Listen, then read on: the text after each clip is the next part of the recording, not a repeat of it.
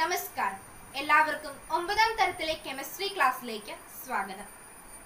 എന്തുപറ്റി എല്ലാവരുടെയും മുഖത്തൊരു വിഷമം? COVID-19 കാരണം ആർക്കും പുറത്തൊന്നും ഇറങ്ങാൻ പറ്റുന്നില്ല, കൂട്ടുകാരെ ആരെയും കാണാൻ പറ്റുന്നില്ല, അതിന്റെ വിഷമത്തിലാണോ? സാരമില്ല കേട്ടോ, ഈ കോവിഡ് കാലമൊക്കെ മാറി എത്രയും വേഗം എല്ലാം പഴയതുപോലെ ആകട്ടെ എന്ന് നമുക്ക് പ്രതീക്ഷിക്കാം. അപ്പോൾ നമുക്ക് ക്ലാസ്സിലേക്ക് കടന്നാലോ? ഓക്കെ പ്രിയ കുട്ടികളെ, ഇന്ന് നമ്മൾ വളരെ രസകരമായിട്ടുള്ളൊരു ചാപ്റ്ററിലേക്കാണ് കടക്കാൻ പോകുന്നത്. അതായത് നിങ്ങളുടെ ഈ ക്ലാസ്സിൽ മാത്രമല്ല, ഇനിയുള്ള പഠനകാലം മുഴുവൻ നിങ്ങൾക്ക് വളരെ അത്യാവശ്യമായി വരുന്നൊരു പാഠഭാഗമാണിത്. അതായത് കെമിസ്ട്രിയിലെ 4th ചാപ്റ്ററായ പീരിയോഡിക് ടേബിൾ. നിങ്ങളിൽ എത്ര പേര് പീരിയോഡിക് ടേബിൾ കണ്ടിട്ടുണ്ട്? കുറച്ച് പേരൊക്കെ കണ്ടിട്ടുണ്ടല്ലേ. കാണാത്തവരാരും വിഷമിക്കണ്ട, നമുക്കിപ്പോൾ സ്ക്രീനിൽ പീരിയോഡിക് ടേബിൾ കാണാം.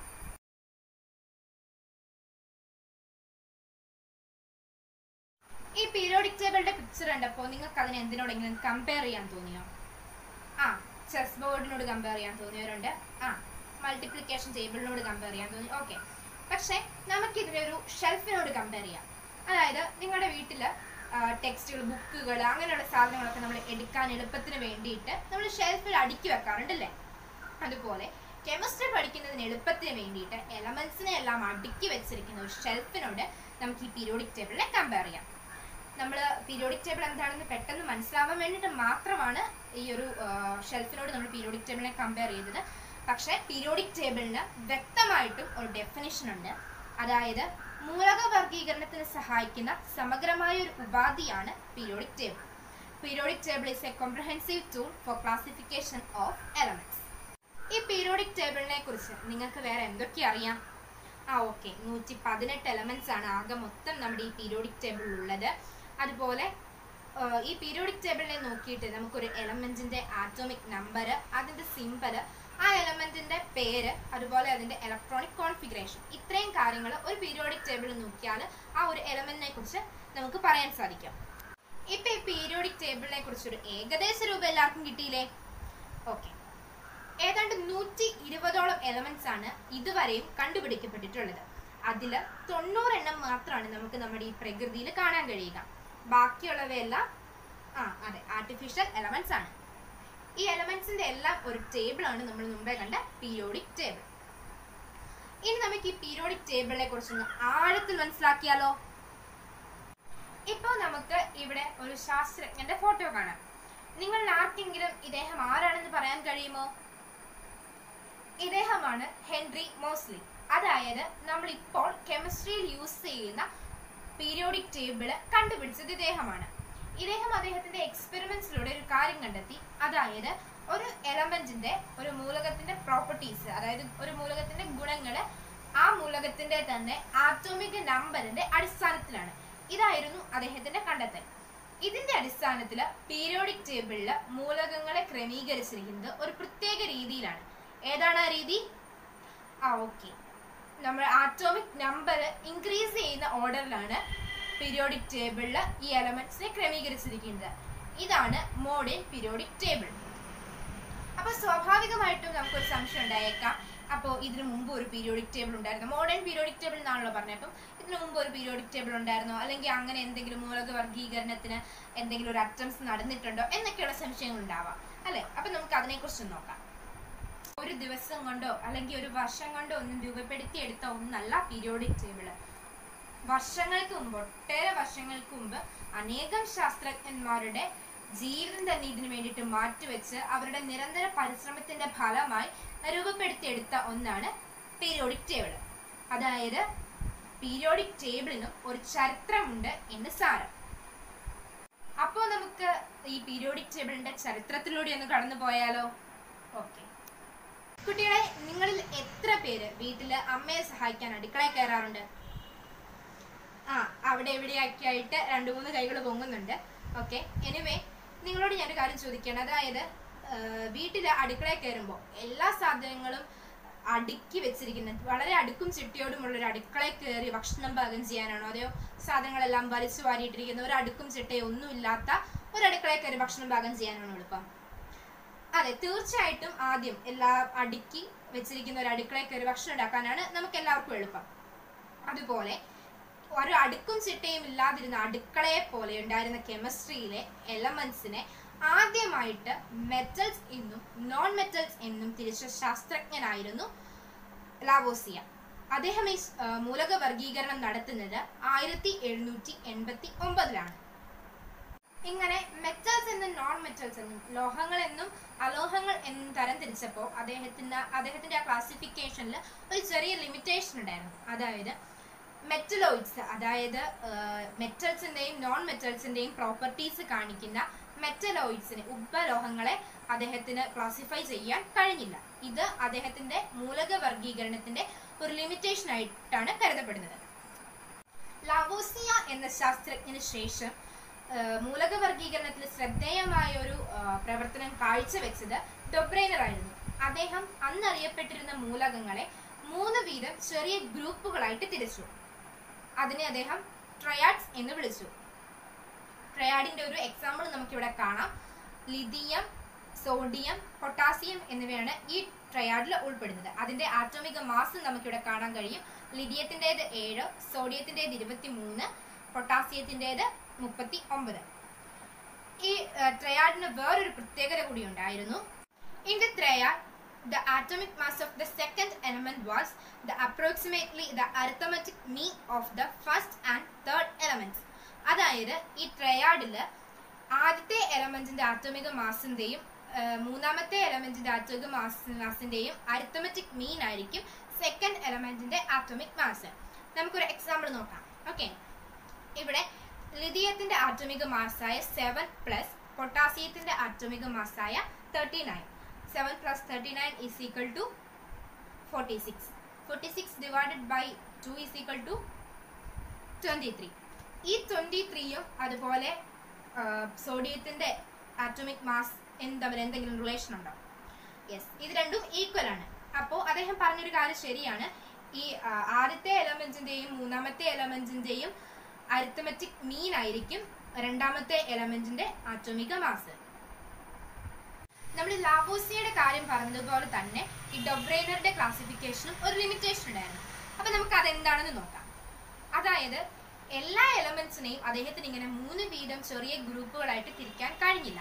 അതായിരുന്നു അദ്ദേഹത്തിന്റെ ക്ലാസിഫിക്കേഷന്റെ ലിമിറ്റേഷൻ.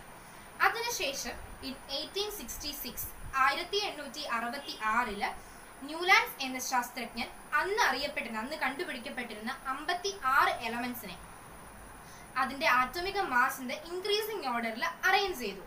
ഇതിലൂടെ അദ്ദേഹം ഒരു കാര്യം കണ്ടെത്തി. അതായത് എല്ലാ 8ാമത്തെ എലമെന്റിന്റെയും പ്രോപ്പർട്ടീസ് ഫസ്റ്റ് എലമെന്റിന്റെ റിപ്പിറ്റേഷൻ ആയിരിക്കും.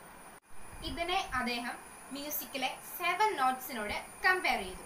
ഏതൊക്കെയാ മ്യൂസിക്കിലെ 7 നോട്ട്സ്? സ, രി, ഗ, മ, പ, ദ, നി, സ. അപ്പൊ നിങ്ങളൊന്ന് നോക്കിയേ, ഫസ്റ്റ് ജ തന്നെയാണ് ലാസ്റ്റും റിപ്പീറ്റ് ചെയ്യുന്നത്. അതുപോലെ എല്ലാ 8th എലമെന്റിന്റെയും പ്രോപ്പർട്ടീസ് ഫസ്റ്റ് എലമെന്റിന്റെ റിപ്പീറ്റേഷൻ ആയിരിക്കും എന്നതായിരുന്നു അദ്ദേഹത്തിന്റെ ഫൈൻഡിങ്. ഇത് ലോ ഓഫ് ഒക്ടേവ്സ് എന്ന് അറിയപ്പെടുന്നു. പക്ഷെ നമ്മൾ നേരത്തെ പറഞ്ഞ ഈ ശാസ്ത്രജ്ഞന്മാരെ പോലെ തന്നെ ഈ ന്യൂലാൻഡ്സിന്റെ ക്ലാസിഫിക്കേഷനിൽ ഒരു ലിമിറ്റേഷൻ ഉണ്ടായിരുന്നു. അതായത് ആറ്റോമിക മാസ് കൂടുന്ന എലമെന്റ്സ് ഈ rule law of Octave obey ചെയ്തില്ല. അതായിരുന്നു അദ്ദേഹത്തിന്റെ ക്ലാസിഫിക്കേഷൻ ഓഫ് എലമെന്റ്സിന് സംഭവിച്ച ലിമിറ്റേഷൻ. അപ്പൊ നമുക്ക് ന്യൂലാൻഡ്സിന്റെ ഒക്ടേവ്സ് എന്ന് കണ്ടാലോ? ഓക്കെ,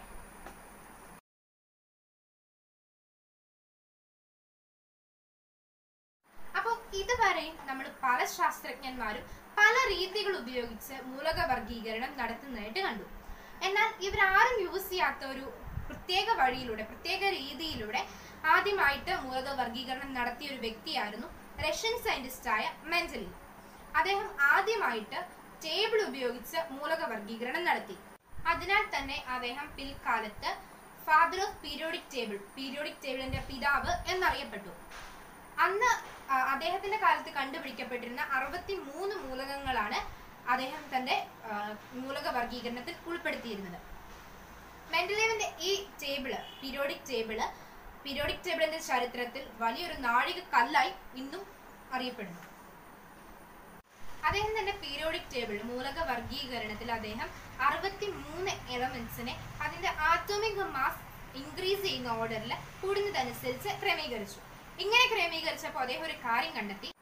അതായത് ഒരു എലമെന്റിന്റെ രാസഭൗതിക ഗുണങ്ങൾ, physical and chemical properties of element regular ഇന്റർവെല്ലിൽ റിപ്പീറ്റ് ചെയ്യുന്നതായിട്ട് അദ്ദേഹം കണ്ടെത്തി. ഇതിന്റെ അടിസ്ഥാനത്തിൽ അദ്ദേഹം ഒരു പീരിയോഡിക് ലോയ്ക്ക് രൂപം കൊടുത്തു. അതായത് പീരിയോഡിക് ലോ ഇങ്ങനെയാണ്: The chemical and the physical properties of a element are the periodic functions of their atomic mass.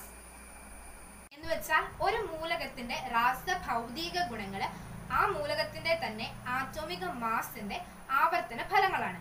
ഇതായിരുന്നു അദ്ദേഹത്തിന്റെ പീരിയോഡിക് ലോ. ഇനി നമുക്ക് മെൻഡലീവിന്റെ പീരിയോഡിക് ടേബിൾ ഒന്ന് കാണാം.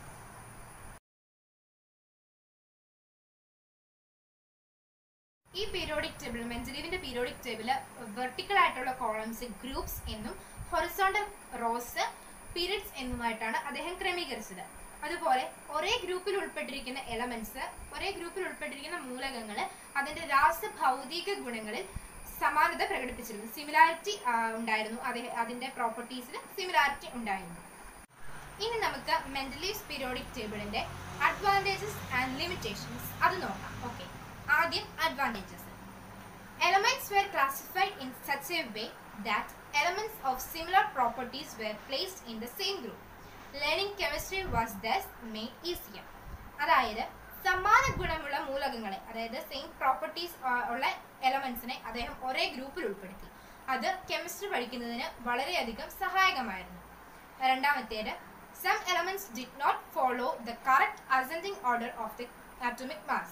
He pointed out that this could be due to the wrong determination of atomic mass. Later, this led to the correction of the wrongly determined atomic mass. അതായത് ചില elements, ചില മൂലകങ്ങൾ ആറ്റോമിക മാസിന്റെ ആരോഹണ ക്രമം കൃത്യമായിട്ട് പാലിച്ചില്ല. ഇതിന് കാരണം ആറ്റോമിക മാസ് നിർണയത്തിലെ അപാകതയാണെന്ന് അദ്ദേഹം കണ്ടെത്തി. പിന്നീട് ചില എലമെന്റ്സിന്റെ ആറ്റോമിക മാസ് പുനർനിർണയിക്കുകയും ചെയ്തു. അതിന് ഉദാഹരണമാണ് ബെറീലിയം എലമെന്റിന്റെ ആറ്റോമിക മാസ് പുനർനിർണയിച്ചത്. ബെറീലിയം എലമെന്റിന്റെ ആറ്റോമിക് മാസ് 14 എന്നത് തെറ്റാണ്, 14 എന്നുള്ളത് തെറ്റതാണെന്നും 9 ശരിയായ ആറ്റോമിക മാസ് എന്നും അദ്ദേഹം പറഞ്ഞു. മൂന്നാമത്തേത്, columns were left vacant for the elements which were not known at that time and their properties were also predicted. അതായത് ഈ അദ്ദേഹത്തിന്റെ മൂലക വർഗീകരണ ടേബിളിൽ, പീരിയോഡിക് ടേബിളിൽ അദ്ദേഹം കോളംസ് ഒഴിച്ചിട്ടിരുന്നു. ഇനി കണ്ടെത്തപ്പെടാനുള്ള മൂലകങ്ങൾക്ക് വേണ്ടിയിട്ട് കോളംസ് ഒഴിച്ചിട്ടിരുന്നു, സ്ഥാനം ഒഴിച്ചിട്ടിരുന്നു. അതേപോലെ കണ്ടെത്തപ്പെടാനുള്ള മൂലകങ്ങളുടെ പ്രോപ്പർട്ടീസ്, ഗുണങ്ങൾ പ്രവചിക്കുകയും ചെയ്തു. എത്രയധികം ദീർഘവീക്ഷണത്തോടു കൂടിയാണ് അദ്ദേഹം പ്രവർത്തിച്ചതെന്ന് നിങ്ങൾ മനസ്സിലാക്കിയല്ലോ. ഇനി നമുക്ക് മെൻഡലീവ്സ് പീരിയോഡിക് ടേബിളിന്റെ ലിമിറ്റേഷൻസ് നോക്കാം. First limitation, elements with a large difference in properties were included in the same group. Hard metals were included along with the soft metals. അതായത് ഗുണങ്ങളിൽ വളരെയധികം വ്യത്യാസമുള്ള മൂലകങ്ങളെ അദ്ദേഹം ഒരേ ഗ്രൂപ്പിൽ ഉൾപ്പെടുത്തി. ഉദാഹരണം, കാഠിന്യം കൂടിയ ലോഹങ്ങളെ അദ്ദേഹം മൃദുലോഹങ്ങളുടെ കൂടെ ഉൾപ്പെടുത്തി. Second limitation, no proper position could be given to the element hydrogen. Non-metallic hydrogen were included with metals like lithium, sodium, potassium. അതായത് ഹൈഡ്രജൻ എന്ന മൂലകത്തിന് കൃത്യമായിട്ടൊരു സ്ഥാനം നൽകാൻ അദ്ദേഹത്തിന് കഴിഞ്ഞില്ല. അലോഹമായ ഹൈഡ്രജനെ ലോഹങ്ങളുടെ കൂടെ, അതായത് ലിഥിയം, സോഡിയം പോലുള്ള ലോഹങ്ങളുടെ കൂടെയാണ് അദ്ദേഹം ഉൾപ്പെടുത്തിയത്. Third limitation, the increasing order of the atomic mass was not strictly followed throughout. അതായത് ആറ്റോമിക് മാസിന്റെ ശരിയായ ഇൻക്രീസിംഗ് ഓർഡർ കൃത്യമായി എല്ലായിടത്തും പാലിച്ചില്ല. ഇതായിരുന്നു അദ്ദേഹത്തിന്റെ പീരിയോഡിക് ടേബിളിന്റെ മൂന്നാമത്തെ ലിമിറ്റേഷൻ. അപ്പോൾ നമ്മൾ മെൻഡലീവ്സ് പീരിയോഡിക് ടേബിളിന്റെ അഡ്വാൻറ്റേജസ് ആൻഡ് ലിമിറ്റേഷൻസ് ഇപ്പോൾ കണ്ടു കഴിഞ്ഞു. ഇതിൽ ആർക്കെങ്കിലും എന്തെങ്കിലും സംശയം ഉണ്ടോ? ഇതുവരെ നമ്മൾ പീരിയോഡിക് ടേബിളിന്റെ ഒരു ഏകദേശ ചരിത്രം പറഞ്ഞു കഴിഞ്ഞു. ഇനി നമുക്ക് മോഡേൺ പീരിയോഡിക് ലോ അതെന്താണെന്ന് നോക്കാം. ഇൻ 1869 1869 മെൻഡലീവ് ഈ പീരിയോഡിക് ടേബിൾ നിർമ്മിക്കുമ്പോൾ അന്ന് എന്താ പറയുക, ആറ്റത്തിന്റെ സ്ട്രക്ചറിനെ കുറിച്ച് അല്ലെങ്കിൽ ഫണ്ടമെന്റൽ പാർട്ടിക്കിൾസിനെ കുറിച്ച് ഒന്നും യാതൊരുവിധ ഐഡിയയും അന്ന് ഉണ്ടായിരുന്നില്ല. എന്നാൽ ഹെൻറി മോസ്ലി എന്ന ശാസ്ത്രജ്ഞൻ അദ്ദേഹത്തിന്റെ എക്സ്പെരിമെന്റ്സിലൂടെ, അതായത് അദ്ദേഹത്തിന്റെ എക്സ്റേ ഡിഫ്രാക്ഷൻ എക്സ്പെരിമെന്റ്സിലൂടെ എല്ലാ എലമെന്റ്സിനും ഒരു സീരിയൽ നമ്പർ കൊടുത്തു. ഈ സീരിയൽ നമ്പറാണ് നമ്മളിപ്പോൾ പറയുന്ന ആറ്റോമിക് നമ്പർ. ഈ ആറ്റോമിക് നമ്പർ ഇദ്ദേഹത്തിന്റെ എക്സ്പെരിമെന്റ്സിലൂടെ അദ്ദേഹം കണ്ടെത്തി. ഇതിന്റെ അടിസ്ഥാനത്തിൽ Henry Moseley Mendeleev periodic law modify ചെയ്തു. മെൻഡലീവിന്റെ പീരിയോഡിക് ലോ അദ്ദേഹം മോഡിഫൈ ചെയ്തു. അതായത് മോഡിഫിക്കേഷൻ എങ്ങനെയായിരുന്നു? The chemical and the physical properties of elements are the periodic functions of their atomic number. അതായത് ആറ്റോമിക നമ്പറിന്റെ മെൻഡലീവിന്റെ പീരിയോഡിക് ലോയിൽ പറഞ്ഞിരിക്കുന്നത് ആറ്റോമിക മാസിന്റെ ആവർത്തന ഫലങ്ങളാണെന്നാണ്. എന്നാൽ ഹെൻറി മോസ്ലി അത് തിരുത്തിയത് ഇങ്ങനെയാണ്: ഒരു എലമെന്റിന്റെ ആറ്റോമിക നമ്പറിന്റെ ആവർത്തന ഫലങ്ങളായിരിക്കും ആ എലമെന്റിന്റെ രാസ ഭൗതിക ഗുണങ്ങൾ. ഇതായിരുന്നു മോഡേൺ പീരിയോഡിക് ലോ. ഇതിന്റെ ബേസിസിൽ ഹെൻറി മോസ്ലി രൂപകൽപ്പന ചെയ്ത പീരിയോഡിക് ടേബിൾ ആണ് നമ്മൾ ഇപ്പോൾ കെമിസ്ട്രിയിൽ ഉപയോഗിക്കുന്നത്. അത് മോഡേൺ പീരിയോഡിക് ടേബിൾ എന്നാണ് അറിയപ്പെടുന്നത്. ഇപ്പോൾ പീരിയോഡിക് ടേബിളിനെ കുറിച്ച് പ്രധാന ആശയങ്ങൾ എല്ലാവർക്കും മനസ്സിലായില്ലേ? നിങ്ങൾക്ക് ആർക്കെങ്കിലും എന്തെങ്കിലും സംശയമുണ്ടോ? ഓക്കെ, പ്രിയ കുട്ടികളെ, നിങ്ങളുമായിട്ടൊരു പ്രധാന ആശയം, ഒരു പ്രധാന അറിവ് പങ്കുവയ്ക്കാൻ, പീരിയോഡിക് ടേബിളുമായി ബന്ധപ്പെട്ട ഒരു പ്രധാന അറിവ് പങ്കുവയ്ക്കാൻ ഞാൻ ആഗ്രഹിക്കുകയാണ്. United Nations General Assembly 2019 international year for periodic ടേബിളായി ആചരിച്ചു. 1869 മെൻഡലീവ്സ് പീരിയോഡിക് ടേബിൾ കണ്ടെത്തപ്പെടുന്നത്. മെൻഡലീവ്സ് പീരിയോഡിക് ടേബിൾ കണ്ടെത്തപ്പെട്ടിട്ട് 2019 150 വർഷങ്ങൾ പിന്നിട്ടിരിക്കുകയാണ്. പ്രിയ കുട്ടികളെ, ഈ ക്ലാസ്സിലൂടെ നിങ്ങൾക്കൊരു കാര്യം മനസ്സിലായില്ലേ? കെമിസ്ട്രി രസകരമായി പഠിച്ചാൽ കെമിസ്ട്രിയിൽ പഠിക്കുന്നത് എന്തും രസകരമായിരിക്കും. നമുക്ക് നമ്മുടെ ക്ലാസ് ഇവിടെ അവസാനിപ്പിച്ചാലോ? അതിനു മുമ്പ് നമ്മൾ ഇന്ന് പഠിച്ച കാര്യങ്ങൾ നമുക്കൊന്ന് നോക്കാം. ഓക്കെ, ലാവോസിയ, ഡൊബ്രേനർ, ന്യൂലാൻഡ്സ് എന്നീ ശാസ്ത്രജ്ഞന്മാരുടെ മൂലക വർഗീകരണവും അവയുടെ ലിമിറ്റേഷൻസും നമ്മൾ കണ്ടു. അതിനുശേഷം മെൻഡലീവ് എന്ന റഷ്യൻ സയന്റിസ്റ്റിന്റെ മൂലക വർഗീകരണവും പീരിയോഡിക് ടേബിളും അദ്ദേഹത്തിന്റെ പീരിയോഡിക് ലോയും, പിന്നീട് അദ്ദേഹത്തിന്റെ പീരിയോഡിക് ടേബിൾ ഉണ്ടായ അഡ്വാൻറ്റേജസും ലിമിറ്റേഷൻസും കണ്ടു. അതിനുശേഷം modern periodic law, Henry Moseley എന്ന സയന്റിസ്റ്റിന്റെ മോഡേൺ പീരിയോഡിക് ലോയും നമ്മൾ കണ്ടു. ഇത്രയും കാര്യങ്ങളാണ് നമ്മൾ നമ്മുടെ ഇന്നത്തെ ഈ ക്ലാസ്സിലൂടെ പഠിച്ചത്. അപ്പോൾ നമുക്ക് നമ്മുടെ ക്ലാസ് അവസാനിപ്പിക്കാം. ഓക്കെ, നിങ്ങൾ എല്ലാവരും സുരക്ഷിതരായി വീടുകളിൽ തന്നെ തുടരുക. Stay safe, stay home.